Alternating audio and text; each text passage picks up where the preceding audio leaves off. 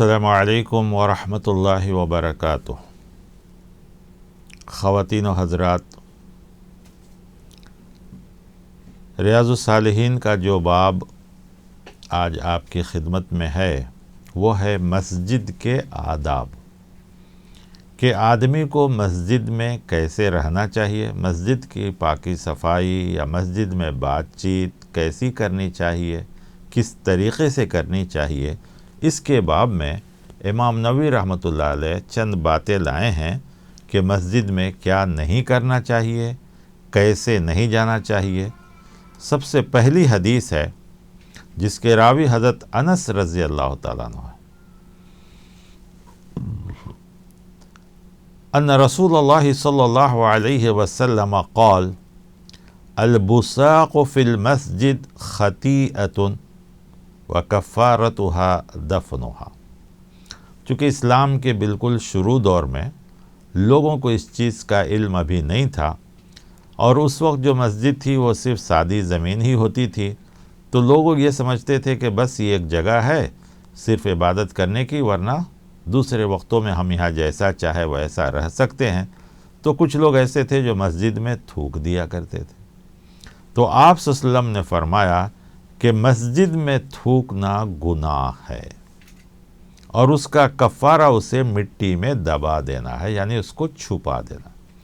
आज हमारे यहाँ ये चीज़ नहीं होती, लेकिन मस्जिद और मस्जिद के अतराफ़ भी इसका हुक्म है कि हमें मस्जिद के अतराफ़ इन चीज़ों से बचना चाहिए। मस्जिद के अतराफ़ की जगहों को भी पाक साफ़ रखना चाहिए। मस्जिद के जो बाथरूम होते हैं वो सब पाक साफ़ रहना चाहिए। मस्जिद में जाने के जो रास्ते हैं वो सब पाक साफ़ भी रहना चाहिए, क्योंकि अगर रास्ते गंदे होंगे तो वो गंदगी मस्जिद को जाएगी। तो आज थूकता तो कोई नहीं है, अलबत्ता दूसरी चीज़ों से मस्जिद की गंदगी, मस्जिद से गंदगी को दूर रखना चाहिए और मस्जिद को पाक साफ़ रखना चाहिए, क्योंकि ये इबादत की जगह है। हासिरें पाक हो, कारपेट हैं तो वो पाक हो, चादरें अगर दरियाँ बिछाई जाती हैं तो वो पाक होना चाहिए। ये सब बहुत ज़रूरी चीज़ है। या मस्जिद में दाखिल होते वक्त पापोश जो होता है, पाँव जिस पर पोंछते हैं, आदमी एक बार रख दिया, पोंछते पोंछते काला हो गया हुआ है, लेकिन वैसा ही रखे रहते हैं। तो ये सब चीज़ें भी नहीं होनी चाहिए। मस्जिद एक पाक जगह है, पाक साफ़ जगह है, वहाँ ये होनी चाहिए। तो आपने इन सब चीज़ों से मना किया कि दीवारों पर या नीचे या आजू बाजू कहीं भी इन सब चीज़ों से बचाना चाहिए। इसी तरह एक दूसरी हदीस जिसे रावी हज़रत अनस रज़ियल्लाहु ताला अन्हु हैं, वो कहते हैं कि अन्ना रसूलुल्लाह सल्लल्लाहु अलैहि वसल्लम क़ाल इन्न हाज़िहिल मसाजिद ला तस्लुहु लिशैइन मिन हाज़ल बौल वलल क़ज़र, कि ये मस्जिदें पेशाब, गंदगी और इन सब चीज़ों के लिए नहीं हैं, इन्नमा हिया लिज़िक्रिल्लाह, ये अल्लाह की याद के लिए हैं, व क़िराअतुल क़ुरआन, और क़ुरआन करीम की तिलावत के लिए हैं। गोया इबादत की जगह है, यहाँ सिर्फ़ और सिर्फ इबादत करनी चाहिए। क्या हम मस्जिद में ज़ोर ज़ोर से बातें कर सकते हैं? नहीं, ये भी मना है। मस्जिद में सिर्फ़ अगर कोई बयान हो रहा है, कोई दीन की बात हो रही है, तो बयान करने वाला ही आवाज़ से बात कर सकता है। उसके अलावा बैठकर अगर कोई इबादत भी करते हैं तो उनको आहिस्ता करनी चाहिए, क्योंकि उनकी इबादत से दूसरे को खलल ना हो।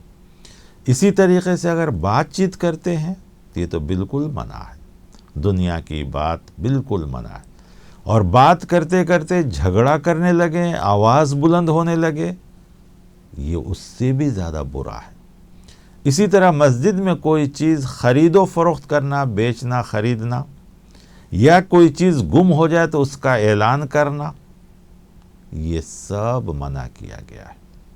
इन सब चीज़ों से रोका गया है। देखिए हदीस है, अन अबी हुरैरह रज़ियल्लाहु अन्हु क़ाल अन्नहु समिअ रसूलल्लाह सल्लल्लाहु अलैहि वसल्लम यक़ूल मन समिअ रजुलन यनशुदु ज़ालतन फ़िल मस्जिद फ़लयक़ुल ला रद्दहल्लाहु अलैक फ़इन्नल मसाजिद लम तुबन लिहाज़ा, کہ اگر کوئی مسجد میں آدمی گمشدہ چیز کا، کوئی چیز گم ہو گئی، اس کا آ کے اعلان کرتا ہے تو تم کہو کہ اللہ اس کو وہ چیز نہ لوٹائے، اس لیے کہ مسجد اس کے لیے نہیں بنی ہے کہ تم دنیا کی اور اس کی چیزیں یہاں آ کے کرو۔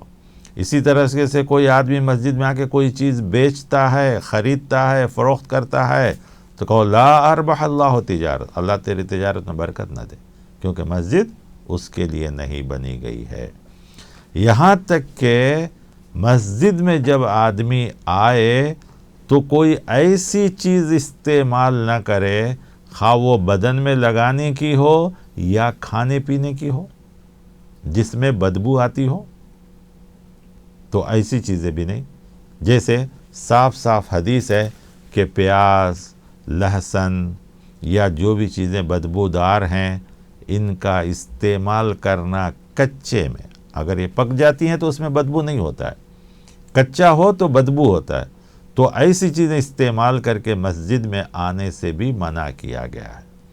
عن ابن عمر رضی اللہ عنہما ان رسول اللہ صلی اللہ علیہ وسلم قال کہ من اکل من هذه الشجرة یعنی الثوم فلا يقربن مسجدنا، تو جو لوگ بھی لہسن استعمال کریں کچا، پکا ہوا نہیں، کچا، تو ان کو مسجد کے قریب نہ آئے۔ اسی طریقے سے دوسری حدیث جس میں آیا من اکل ثوما او بصلا، کہ جس نے پیاز یا لہسن کھایا وہ اس کو چاہیے کہ ہم سے الگ رہے اور مسجد سے الگ رہے۔ تو اس کے علاوہ جو اور چیزیں ہیں، یہ پان پراگ، گٹکا، بیڑی، سگریٹ، اس کی بدبو تو اس سے زیادہ خراب ہے، جو خود کو بھی نقصان پہنچاتا ہے۔ حالانکہ یہ دو چیزیں نقصان نہیں پہنچاتی ہیں، صرف بدبو ہے، تو یہ چیز ہی منع ہے، تو جو دوسری چیزیں ہیں اس سے زیادہ نقصان دہ چیزیں ہیں، لہذا ان سب چیزوں سے مسجد میں استعمال کر کے نہیں آنا چاہیے۔ حضرت عمر رضی اللہ تعالیٰ عنہ خطبہ دے رہے تھے جمعہ کے دن، تو انہوں نے اپنے خطبے میں کہا ثم انکم ایھا الناس تاکلون الشجرتین ما اراہما الا خبیثتین البصل والثوم لقد رأيت رسول الله صلی اللہ علیہ وسلم اذا وجد ریحهما من الرجل في المسجد امر به فخرج البقیع، تو آپ صلی اللہ علیہ وسلم اس کو کہہ دیتے کہ نہیں، تم یہاں سے نکل جاؤ مسجد میں، کیونکہ مسجد میں ان چیزوں کی بدبو پسند نہیں کی گئی۔ تو معلوم ہوا کہ دین، اللہ، رسول، فرشتے، یہ سب پاک چیزوں کو پسند کرتے ہیں، بدبودار ناپاک چیزوں کو پسند نہیں کرتے ہیں۔ ہاں، مسجد کے علاوہ اگر کسی وقت میں آپ استعمال کر رہے ہیں، جیسے پیاز کے رائتے، یہ سلاد، یہ ساری چیزیں، وہ الگ بات ہے، لیکن نماز کے وقت وہ سب چیزیں کھا کر مسجد میں نہیں آنا چاہیے، یہ سختی سے منع کیا گیا ہے۔ تو جو باقی چیزیں جو بدبودار ہیں اس سے تو اور زیادہ آدمی کو بچنا چاہیے۔ اسی طرح خاص کر جمعہ کے دن مسجد کے کیا آداب ہیں؟ تو بہت سے آداب ہیں۔ سب سے پہلے تو آدمی کو جمعہ کے دن اول وقت مسجد کو پہنچنا چاہیے، نہانا دھونا، غسل، یہ ساری چیزیں، اور جو کپڑے میسر ہیں ان کے پاس ہیں ان میں سب سے بہتر، سب سے پاک، سب سے اچھا، یہ بھی استعمال کرنے کا حکم ہے۔ یہ سب چیزوں کے علاوہ اور بھی ہے کہ جمعہ کے دن سورہ کہف پڑھیں، ذکر و اذکار کریں جمعہ سے پہلے کثرت سے، اور جمعہ کے دن آئے تو قریب سے قریب بیٹھنے کی کوشش کریں ممبر سے۔ جو آدمی اول وقت میں آتا ہے اس کے بہت سی فضیلتیں ہیں، یہ ساری فضیلتیں ہیں۔ پھر اس کے علاوہ جن چیزوں سے منع کیا گیا وہ یہ کہ مسجد میں داخل ہو تو سوائے سلام کے دوسرا کچھ نہ ہو، یعنی کہ سلام، پھر خیریت، خطبہ ہو رہا، تب اکیلے ہیں کوئی بات نہیں، لیکن جب خطبہ شروع ہو گیا ہے، خواہ وہ عربی خطبہ ہو یا اردو خطبہ ہو، یہ لوگوں نے فرق کر لیا، عربی خطبہ تو ہی ہو یہ اور اردو بیان ہو تو الگ، یہ سب بکواس۔ جب ممبر پر خطیب چڑھ جاتے ہیں تو اس وقت سے یہ قانون ہو جاتا ہے کہ سوائے سلام کے کچھ بھی نہیں، حتیٰ کہ آدمی جو گھسے گا مسجد میں وہی سلام کافی ہے، مسجد میں جا کے ایک ایک آدمی کو دے کے سب کو سلام کرے، یہ بھی غلط ہے۔ اور بیٹھیں گے تو کیسے بیٹھیں گے؟ کہا گیا قریب قریب بیٹھنا ہے، اور بیٹھیں گے تو ٹیک لگا کے بیٹھنے سے منع کیا گیا ہے، کیونکہ اس کی شکل ہو سکتی ہے کہ نیند آ جائے۔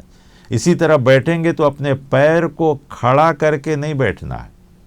تھوڑے لوگ پیر اور پیٹ کو لگا کر کے کھڑے ہو کر کے، جس کو چوکڑی مار کے بیٹھنا کہتے ہیں، یہ بھی منع کیا گیا ہے۔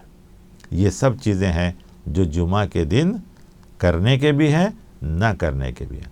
تو خاص کر جو حدیث یہاں حضرت معاذ بن انس رضی اللہ عنہ ہیں، ان سے روایت ہے، وہ کہتے ہیں نبی کریم صلی اللہ علیہ وسلم نے جمعہ کے دن جب کہ امام خطبہ دے رہا ہو، پہلے آدمی بہت پہلے آ گیا ہے، جیسا بیٹھا رہے کوئی بات نہیں، لیکن خطبہ جب شروع ہو گیا، اور یہ خطبہ عربی ہو یا اردو ہو سب ایک ہی ہے، دو چیزیں الگ الگ نہیں ہیں، ہم نے الگ الگ بنا لیا ہے، پوری دنیا میں آپ دیکھیں گے بس ایک ہی ساتھ ہوتا ہے سب کچھ۔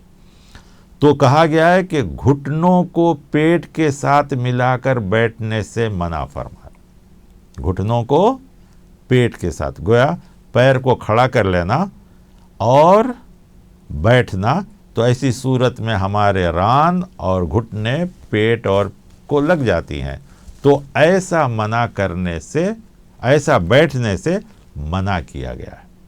تھوڑے لوگ ایسا ہی بیٹھتے ہیں اور دونوں ہاتھوں سے اپنے پیر کو بھی پکڑ لیتے ہیں، ایسا بھی بیٹھتے ہیں۔ تھوڑے لوگ ایک پیر اٹھاتے ہیں اور ایک پیر زمین پہ بیٹھتے ہیں۔ یہ دونوں صورتیں منع کی گئی ہیں۔ اس سے وضو ٹوٹنے کا بھی ڈر رہتا ہے، نیند آنے کا بھی خدشہ رہتا ہے، یا آدمی کے ہاتھ اچانک چھوٹ گئی تو گرنے کا بھی ڈر رہتا ہے، آگے یا پیچھے، یا پیر سامنے کسی کو لگ سکتا ہے۔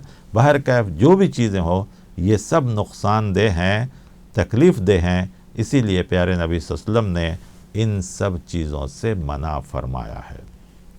دوسری ایک اور حدیث آئی ہے مسجد کے آداب کے بارے میں، وہ یہ ہے کہ من اکل البصل والثوم والکراس، اس میں تین چیزوں کا ذکر ہے کہ جو شخص پیاز، لہسن اور گندنا، یعنی جو بھی چیز جو اس کے اندر بدبو آتی ہو،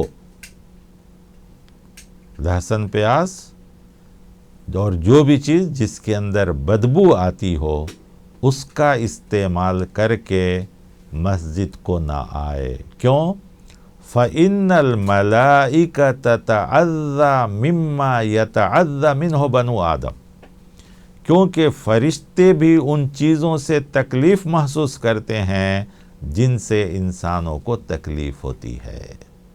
تو جمعہ کے دن یا مسجد میں فرشتوں کا بھی وجود ہوتا ہے، لہذا ان کو چاہیے کہ ان کی عبادت میں خلل نہ ڈالیں۔ خود ہمیں کتنی تکلیف ہوتی ہے جب کوئی آدمی ایسی بدبودار چیز، بیڑی، سگریٹ یا پان پراگ یا گٹکا، یہ ساری چیزیں، یا ایسی کوئی چیز جس میں بدبو والی ہوتی ہے، کھا کر آ جاتے ہیں، تو ایسی چیزوں سے ہمیں تکلیف ہوتی ہے، فرشتوں کو بھی تکلیف ہوتی ہے۔ لہذا ایسے لوگوں کو چاہیے کہ ان چیزوں سے بچ کر آئیں۔ اللہ تعالی ہمیں اور آپ کو مسجد کے آداب کی اور مسجد کے سنتوں کی اور مسجد کے اندر کیسے اپنی عبادتوں کو بچانا ہے، اس کی توفیق عطا فرمائے۔ آمین وصلی اللہ علی النبی۔